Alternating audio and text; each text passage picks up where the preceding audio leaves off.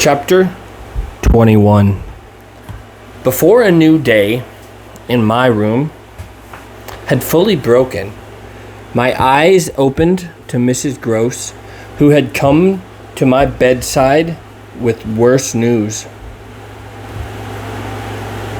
Flora was so markedly feverish that an illness was perhaps at hand. She had passed a night of extreme unrest.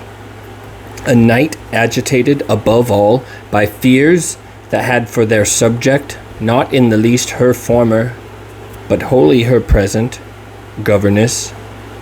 It was not against the least possible re-entrance of Miss Jessel on the scene that she protested. It was conspicuously and passionately against mine. The more that my friend had discernibly now girded her loins to meet me once more. This I felt as soon as I had put to her the question of her sense of the child's sincerity as against my own. She persists in denying to you that she saw or has ever seen anything. My visitor's trouble, truly, was great. Ah, miss, it isn't a matter on which I can push her. Yet it isn't either, I must say, as if I needed much to. It has made her, every inch of her, quite old. Oh, I see her perfectly from here. She resents, for all the world like some high little personage, the imputation on her truthfulness and, as it were, her respectability. Miss Jessel, indeed, she's respectable, the chit. The impression she gave me there yesterday was, I assure you, the very strangest of all. It was quite beyond any of the others.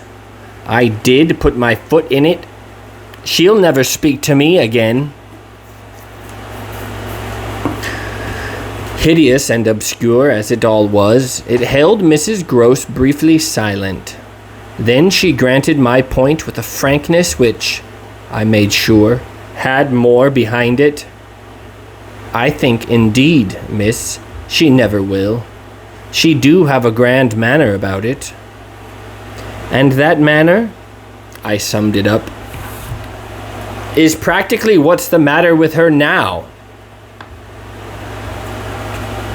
Oh, that manner, I could see in my visitor's face, and not a little else besides. She asks me every 3 minutes if I think you're coming in. I see. I, too, on my side, had so much more than worked it out. Has she said to you since yesterday, except to repudiate her familiarity with anything so dreadful, a single other word about Miss Jessel? Not one, miss. And of course, you know, my friend added, I took it from her, by the lake, that just then and there at least, there was nobody. Rather, and naturally, you take it from her still. I don't contradict her. What else can I do? Nothing in the world. You've the cleverest little person to deal with.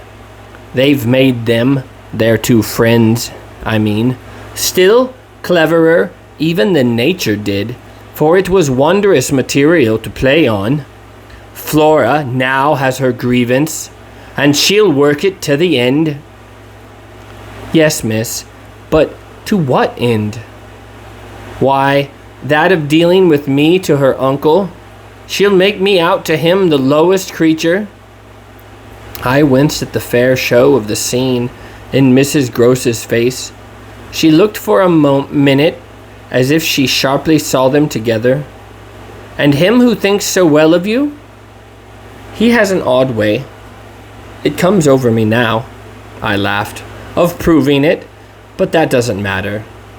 What Flora wants, of course, is to get rid of me. My companion bravely concurred. Never again to so much as look at you. So that what you've come to me now for, I asked, is to speed me on my way? Before she had time to reply, however, I had her in check. I've a better idea. The result of my reflections, my going would seem the right thing. And on Sunday I was terribly near it. Yet that won't do. It's you who must go. You must take Flora. My visitor, at this, did speculate. But where in the world? Away from here. Away from them. Away, even most of all, now, from me. Straight to her uncle. Only to tell on you? No, not only. To leave me, in addition, with my remedy. She was still vague. And what is your remedy? Your loyalty, to begin with, and then Miles's.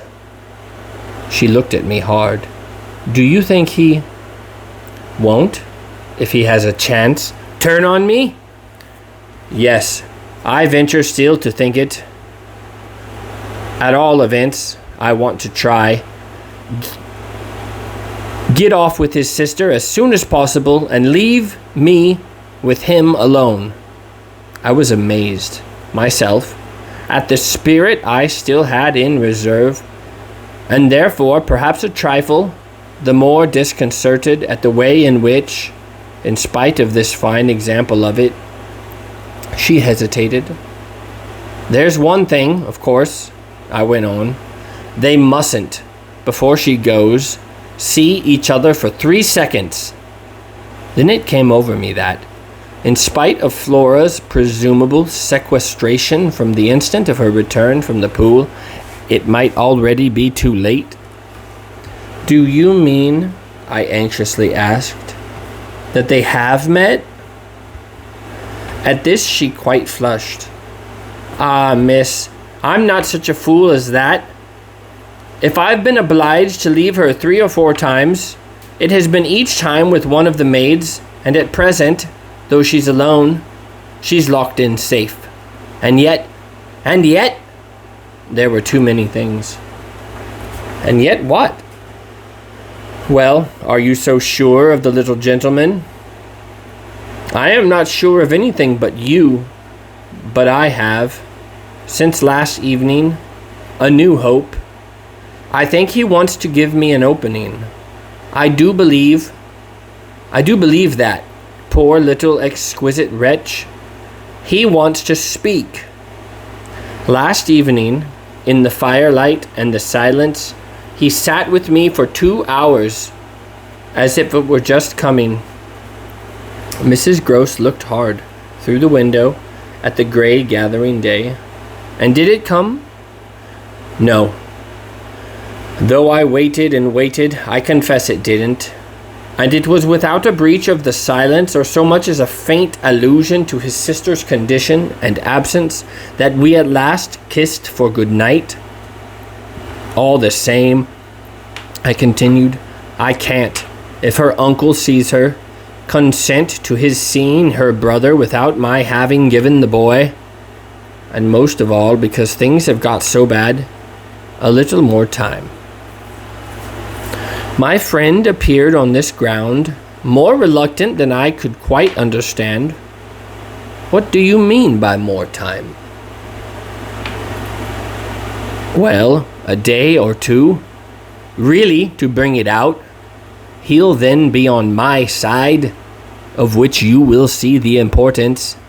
If nothing comes, I shall only fail, and you will, at the worst, have helped me by doing, on your arrival in town, whatever you may have found possible. So I put it before her. But she continued for a little, so inscrutably embarrassed that I came again to her aid.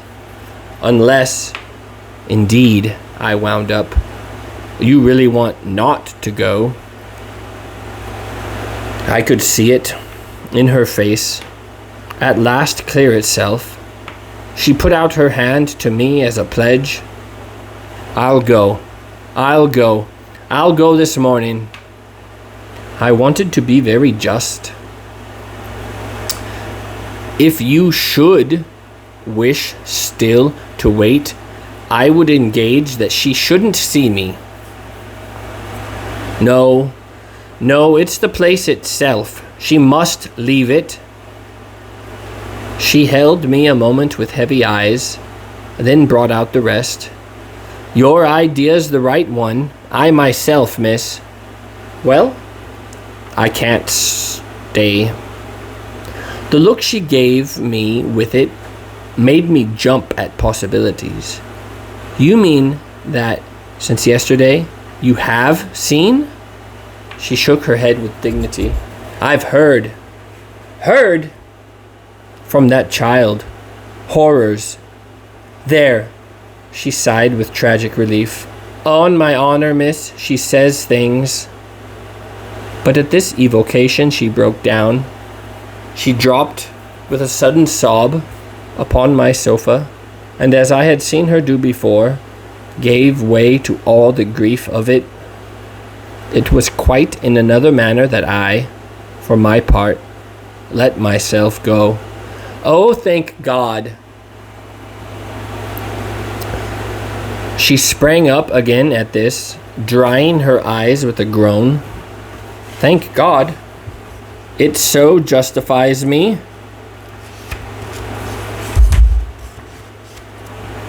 It does that, miss.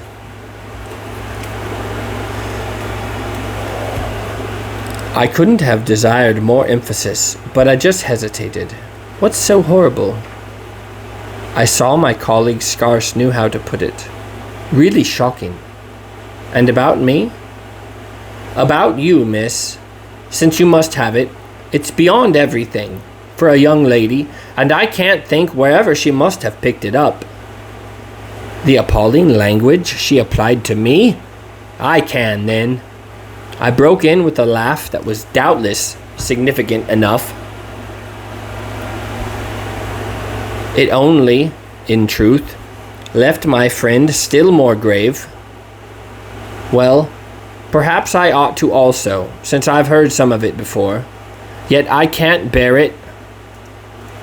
The poor woman went on while, with the same movement, she glanced on my dressing table at the face of my watch.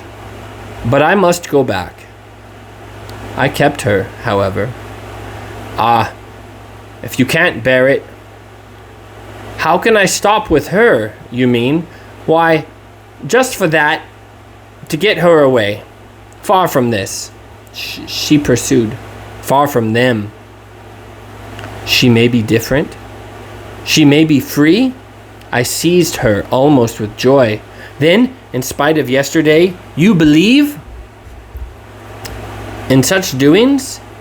Her simple description of them required, in the light of her expression, to be carried no further, and she gave me the whole thing as she had never done. I believe. Yes, it was a joy, and we were still shoulder to shoulder. If I might continue, sure of that I should care but little what else happened. My support in the presence of disaster would be the same as it had been in my early need of confidence, and if my friend would answer for my honesty, I would answer for all the rest. On the point of taking leave of her, nonetheless, I was to some extent embarrassed. There's one thing, of course, it occurs to me to remember. My letter, giving the alarm, will have reached town before you. I now perceived still more how she had been beating about the bush and how weary at last it had made her. Your letter won't have got there. Your letter never went. What then became of it? Goodness knows, Master Miles. Do you mean he took it? I gasped. She hung fire, but she overcame her reluctance. I mean that I saw yesterday, when I came back with Miss Flora, that it wasn't where you had put it. Later in the evening, I had the chance to question Luke, and he declared that he had neither noticed nor touched it. We could only exchange, on this, one of our deeper mutual soundings, and it was Mrs. Gross who first brought up the plum with an almost elated, "You see?" "Yes, I see that if Miles took it instead, he probably will have read it and destroyed it." "And you don't see anything else?" I faced her a moment with a sad smile. "It strikes me that, by this time, your eyes are open even wider than mine." They proved to be so indeed, but she could still blush, almost, to show it. "I make out now what he must have done at school."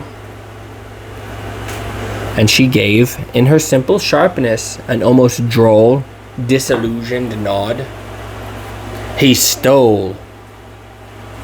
I turned it over. I tried to be more judicial. "Well, perhaps." She looked as if she had found me unexpectedly calm. "He stole letters." She couldn't know my reasons for a calmness, after all, pretty shallow, so I showed them off as I might. "I hope, then, it was to more purpose than in this case. The note, at any rate, that I put on the table yesterday," I pursued, "will have given him so scant an advantage, for it contained only the bare demand for an interview, that he is already much ashamed of having gone so far for so little, and that what he had on his mind last evening was precisely the need of confession." I seemed to myself, for the instant, to have mastered it, to see it all. "Leave us, leave us." I was already at the door, hurrying her off. "I'll get it out of him. He'll meet me. He'll confess. If he confesses, he's saved. And if he's saved, then you are?" The dear woman kissed me on this, and I took her farewell. "I'll save you without him," she cried as she went. Oh my